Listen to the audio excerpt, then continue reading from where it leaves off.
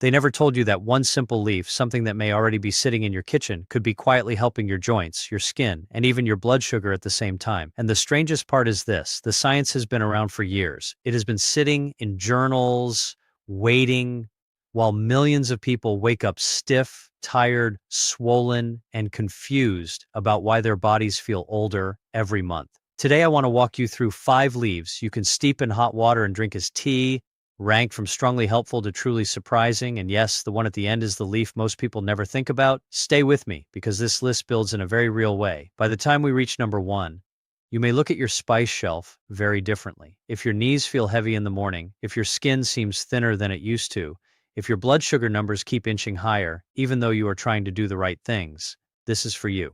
We are not talking about magic. We are talking about plant compounds, hot water, consistency, and what can happen when the body gets support instead of more stress. These are simple choices, but simple does not mean weak. Sometimes the most basic things are the ones people overlook the longest. And sometimes one warm cup taken every day can become the kind of habit that quietly changes how you move, how you feel, and how you age. So let's begin with number 5. Do not let the ranking fool you. Even this one alone could make your mornings feel very different. And if you think you already know it because you know olive oil, wait until you hear what the leaf itself may be doing behind the scenes. At number 5 is olive leaf. And this one deserves far more attention than it gets. Most people know olive oil. They know the Mediterranean diet. They use olive oil on salads and think of it as a healthy choice. But the leaf from the olive tree is rarely part of the conversation, and that may be a mistake. Olive leaf contains a plant compound called oleuropein. You do not need to memorize the name. Just remember the job. It helps calm inflammation signals that tend to stay too active as the body gets older. In younger years, inflammation rises when needed and then comes back down. Later in life, it often stays on too long, like a light that never gets switched off. That ongoing low-grade irritation can show up as stiff joints, slower recovery, less comfort when walking, and a general feeling that the body is heavier than it used to be. Some research has shown that olive leaf compounds may help reduce markers linked to inflammation, including, the kinds that often rise with age. That matters because many people are not looking for a quick mask. They want something that supports the body at the root. There is also a skin angle here that people do not talk about enough. Certain enzymes in the body can slowly break down collagen, the structure that helps skin stay firm and springy. Olive leaf compounds may help protect that structure. So when people think only about knees, hips, and fingers, they may be missing another piece of the story. Joints and skin often age along the same inflammatory path. And that is why this leaf matters. It is not loud, it is not trendy, but it may be doing important work in the background. And stay with me, because number 4 moves from inflammation into blood sugar. And that is where the story becomes even more personal for many people. Here's the practical part. If you want to make olive leaf tea, use about 2 grams of dried olive leaf, about a small handful, in around 200 milliliters of hot water. Bring the water to a boil first, then let it cool for a couple of minutes before pouring it over the leaf. Very harsh heat can damage some of the gentler compounds, so slightly cooler water works better than a rolling boil straight on top. Let it steep for about 10 to 12 minutes, then strain and drink. Morning is often the best time, especially before breakfast, because that's when the body is naturally shifting into active mode and inflammatory stress can already be building. And some people add a small pinch of turmeric or a little black pepper for a stronger effect. The idea is not to turn it into a fancy ritual. The idea is to make it easy enough that you will actually do it. That is what changes things, not one cup, repeated cups, day after day. And if you are thinking, fine, that sounds helpful for joints and maybe skin, but what about the blood sugar spikes that leave people sleepy after lunch and worried after checkups? Then stay right here, because number 4 is where we start talking about a leaf that may help slow the flood of sugar into the blood after meals. That matters more with age than most people realize, a lot more. The older body often becomes slower at handling a carb-heavy meal, and that delay can quietly affect energy, skin, vessel health, and long-term metabolic balance. This next leaf works at the doorway where that process begins. And once you understand that, you will see why this is not just about tea. It is about timing, control, and what happens in the hour after you eat.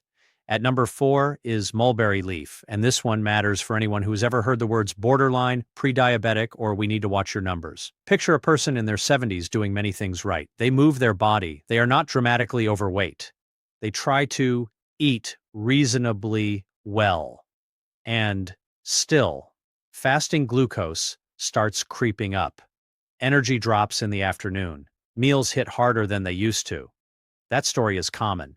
What many people do not realize is that after about the mid-60s, blood sugar spikes after meals can become more damaging because the body often releases insulin less efficiently and the muscles may not pull glucose out of the blood as quickly as they once did. Mulberry leaf contains a compound often shortened to DNJ. Its role is simple to understand. It slows down the enzymes in the gut that break carbs into glucose too quickly. In other words, it helps close the gate partway so sugar enters the bloodstream more slowly instead of rushing in all at once. That slower rise can matter a lot. Less of a spike may mean less stress on the blood vessels, less wear on insulin response, and less of that crashy feeling that can happen after eating. It may also matter for skin because repeated sugar spikes are linked to glycation, a process that can make collagen stiffer and less flexible over time. So yes, this is about metabolic health, but it also reaches outward into how the body feels and even how it looks. That is what makes this leaf so interesting. It acts early in the chain, and when you change the first step, a lot of later problems may soften too. Keep watching, because the next part is where the timing becomes everything.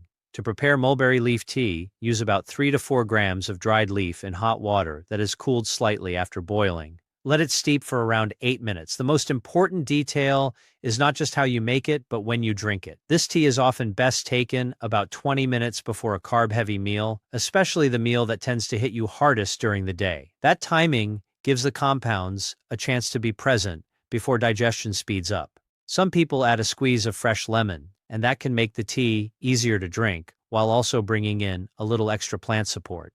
If you are the type who feels sleepy after lunch, or if your numbers have been inching upward even though your habits are not terrible, this is the kind of leaf that deserves attention. And here is the deeper point. When blood sugar spikes again and again, the damage is not always dramatic in the moment. It is quiet. It shows up over time, in the skin, in the blood vessels, in energy, in inflammation, in that strange feeling that your body no longer handles ordinary meals the way it used to. That is why this matters. It is not about panic. It is about taking pressure off the system before the pressure becomes a pattern.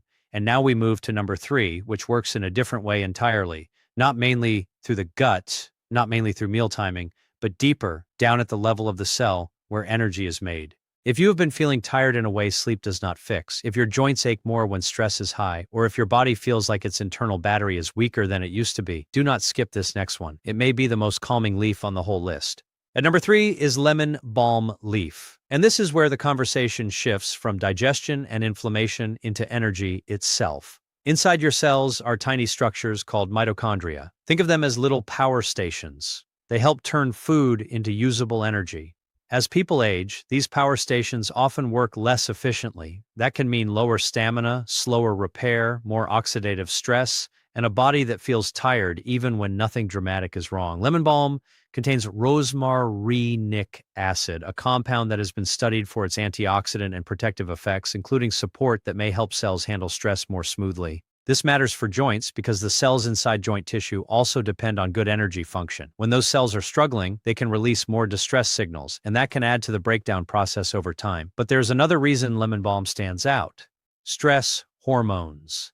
Many older adults do not sleep as deeply as they once did.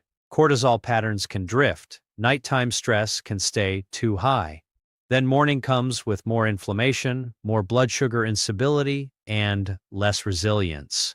Lemon balm is often valued because it can help calm the nervous system and support a more settled evening state. That does not sound dramatic, but it matters. A better night can change the next day's blood sugar response, pain level, and mental clarity. Sometimes the body does not need to be pushed harder, it needs to be eased back into rhythm. Lemon balm may help with that. It is mild, it is pleasant, it does not feel like punishment in a cup. And for many people, that makes it easier to use regularly. So if the first 2 leaves sounded more functional, this one feels a little different, softer, calmer. But do not confuse gentle with weak. Some of the strongest support for an aging body comes from reducing the noise, not adding more force. Making lemon balm tea is simple. Use 2 to 3 grams of fresh or dried lemon balm leaf in about 250 milliliters of hot water and steep it for 6 to 8 minutes. Evening is usually the sweet spot, ideally about an hour before bed. The flavor is light, lemony, and easy to drink without sweetener, which already makes it a better fit for people who are trying to keep blood sugar steady. If you want to layer the effect, a little rosemary can be added because it shares some overlapping plant compounds and gives the cup more depth. This is the kind of tea that fits into the slower part of the day. When the lights are lower, the body is asking for peace, and the mind finally has a chance to stop racing. And that matters more than many people think, because when sleep is poor and stress remains high, joint pain often feels louder, cravings rise, and the next morning starts on the wrong foot. Lemon balm is not just a bedtime tea, it is part of a larger message: calm the system, and the system often works better. That includes how you rest, how you repair, and how you handle the demands of the next day. But now we have reached the point where the list takes another turn. Number 2 is not mainly about calm. It is about strength, muscle, resilience, and the part of aging that steals independence faster than many people expect. If you have ever noticed a parent, a neighbor, or even yourself struggling with stairs, balance, grocery bags, or standing up from a chair, this next leaf is going to matter. And yes, it has more reach than most people imagine, because muscle is not just about strength. It is tied to blood sugar, inflammation, stability, and how well the whole body keeps functioning. At number 2 is moringa leaf, and this one deserves the word impressive. Think about person in their late 70s who used to be active, capable, steady on their feet, and then over a few years begins to feel weaker in quiet ways. The grocery bags feel heavier. The legs shake sooner. Balance is not quite what it was. That slow decline often gets labeled as just aging, but that phrase hides a lot. One major part of that change is sarcopenia, the loss of muscle mass and muscle quality that speeds up later in life. And this is not only about appearance or athletic ability. Muscle is one of the body's main tools for handling glucose. Less muscle often means worse blood sugar control. Muscle also releases helpful signals that can help lower inflammation. So, when muscle goes down, other problems can rise. Moringa leaf is packed with nutrients, but what makes it especially interesting is its mix of plant compounds, including isothiocyanates and chlorogenic acids. These have been linked in research to better antioxidant defense, reduced inflammatory signaling, and support for healthier glucose response. Some work suggests moringa may even help the body respond better to protein, which is important because aging muscle often becomes more resistant to the signals that usually tell it to repair and rebuild. That means older adults can eat protein and exercise, yet still get less benefit than they once did. Anything that helps the body hear that signal more clearly is worth paying attention to. So moringa is not just another green powder or another trendy leaf. It sits at the crossroads of strength, metabolism, and daily function. And when daily function starts slipping, life gets smaller. That is why this leaf lands so high on the list. It does not just aim at symptoms, it touches one of the engines of independence itself. To make moringa tea, use 1 to 2 teaspoons of dried moringa leaf powder or about 2 to 3 grams of dried leaves in roughly 300 milliliters of hot water. Let the water cool a little after boiling, then steep for 5 to 7 minutes. The flavor is grassy and earthy, a bit like a lighter green tea. Some people add a small amount of honey and a pinch of cinnamon, which can make it more pleasant while also supporting steadier blood sugar. One useful trick is to drink moringa tea close to a meal that contains protein. That matters because some of the benefits people care about most, especially around muscle support, seem to make more sense when amino acids are already in the system. Think of it as helping the body use what is already there. This is not a miracle shortcut. It still works best with walking, balance work, enough protein, and good sleep. But in that larger picture, moringa can become a very smart addition. And now we reach number 1. If you have stayed with me this far, here is where it gets truly surprising, because the leaf at the top is not exotic. It is not expensive. It is not hidden in a special shop. It is humble, almost ignored. It may already be in your home right now. And yet, when people look at what it may do for inflammation, joint comfort, skin support, and blood sugar, they often wonder how it stayed so underrated for so long.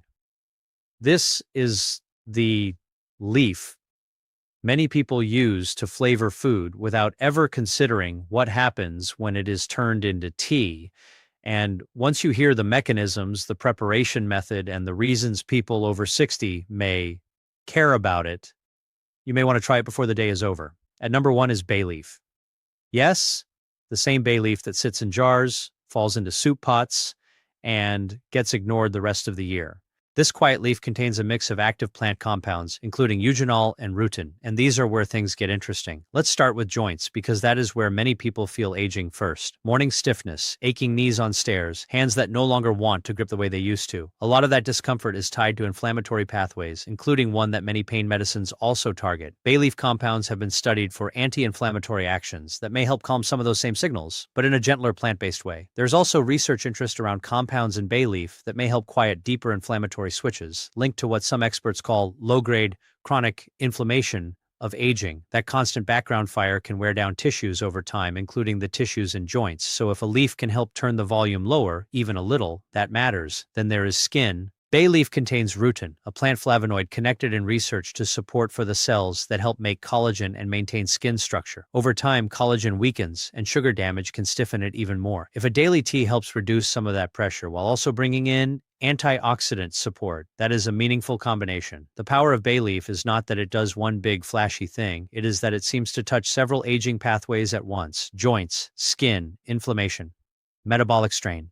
It is broad support from an unlikely place. And if that already sounds useful, wait until we get to what bay leaf may do for blood sugar, because that part is what leaves many people staring at the kettle. Bay leaf also has a strong reputation in discussions about blood sugar support. Some studies have suggested that regular intake of bay leaf may help improve fasting glucose and even support healthier cholesterol patterns in certain people. One reason may be its polyphenols, which appear to help cells respond to insulin more effectively. Picture insulin as a key and the cell as a lock. Over time, the lock can become stubborn. The key is still there, but it does not work as smoothly. Bay leaf compounds may help that lock respond better, and when that happens, blood sugar can move out of the bloodstream more efficiently instead of hanging around where it can do damage. If you want to prepare bay leaf tea properly, do not just drop it into a mug and rush it. Use 3 to 4 whole-dried bay leaves with about 300 milliliters of cold water in a small pot. Bring both up to a boil together. Then lower the heat and let it simmer for about 5 minutes. After that, turn off the heat, cover it, and let it sit for another 8 minutes before straining. This method pulls more out of the leaf than a quick steep. If blood sugar support is your goal, many people like to drink it 15 to 20 minutes before larger meals. If joint comfort is the main target, a morning cup may make the most sense. A simple add-in is a little true cinnamon and a few slices of fresh ginger. That combination gives the tea more warmth and may add extra help for inflammation and glucose control. Cheap, simple, familiar, but sometimes that is exactly why people miss the value. They think powerful things must look rare. Not always. Sometimes powerful looks like a plain leaf and a pot of water. So, what should you take from all of this? First, that aging is real, but decline is not always as fixed as people make it sound. The body still responds. It still adapts. It still listens to the signals it gets every day. And these leaves, olive, mulberry, lemon balm,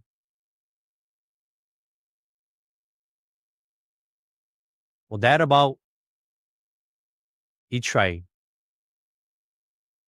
Each offer a different kind of signal. One leans into inflammation. One helps with sugar absorption. One supports calm and cellular energy. One reaches toward muscle and metabolic strength. One brings broad support from a place most people never think to look. None of this means tea replaces medical care. It does not. And if you take blood thinners, diabetes medicine, or other important prescriptions, it makes sense to talk with your health professional before changing your routine. But it does mean that simple habits still count a lot. One warm cup in the morning, another before a meal, another in the evening when the day is finally quiet. Those small choices add up. They become signals repeated often enough for the body to notice. And that is the part many people forget. Healing is not always loud. Sometimes it is repetitive, consistent, boring even. Until one day your knees feel looser, your energy dips less hard, your skin looks a little better, or your numbers move in a direction you had hoped for. If this gave you something useful, something practical, something worth trying, keep that feeling. Share it. Save it. Come back to it. And most of all, remember this. It is not too late to support the body you live in. Not at 60, not at 70, not even later than that. Your body may be older, but it is still listening. And sometimes the next good step is as close as your kitchen shelf.